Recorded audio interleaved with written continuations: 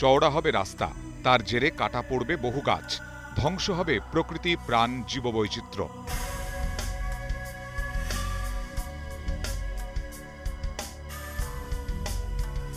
এতগুলি প্রাণ বাঁচানোর কি বিকল্প উপায় নেই?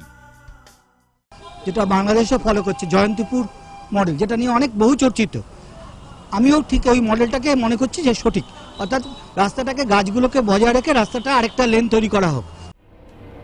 যশোর রোডের ধারে প্রায় 4000 গাছের সঙ্গে জড়িয়ে অন্তত 200 বছরের ইতিহাস।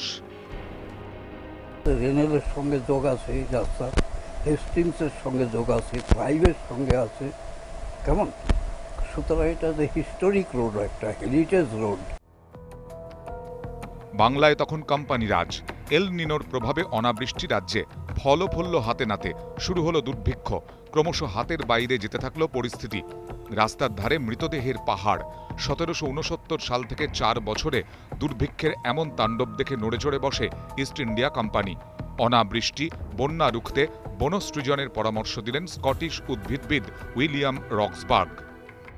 1791 সালে ওরা দেখেছিলেন এবং তখন তারা চিন্তা করতে শুরু করলেন, যদি এই ব্যাপারটাকে বন্ধ করতে হয়, খরা যদি বন্ধ না করা যায়, দুর্ভিক্ষ, তাহলে এই দেশে শাসন করা সম্ভব হবে না। সুতরাং এরা তার উপায় খুঁজতে থাকেন। সেই উপায় কি? বন সৃজন। চীন, ওয়েস্ট ইন্ডিজ ও লাতিন আমেরিকার কয়েকটি দেশ থেকে আনা হয় রেন ট্রি, মেহগিনি, জারুলের মতো গাছ।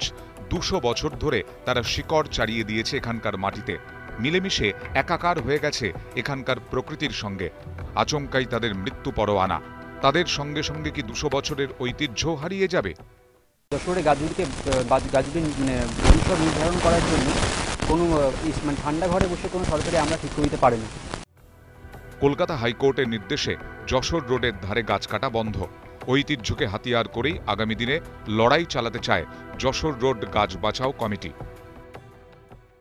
আন্দোলনকারীদের দাবি, আদালতের কাছে তারা যে বলবেন, বাংলার ঐতিহ্য এবং সহনশীলতাকে বজায় রাখতে অবিলম্বে জয়ন্তীপুর মডেলে যশোর রোডের উন্নয়ন করা হোক। ক্যামেরায় চঞ্চল পাল ও জিয়াউল আলমের সঙ্গে রাজর্ষি রায়, ইটিভি নিউজ বাংলা।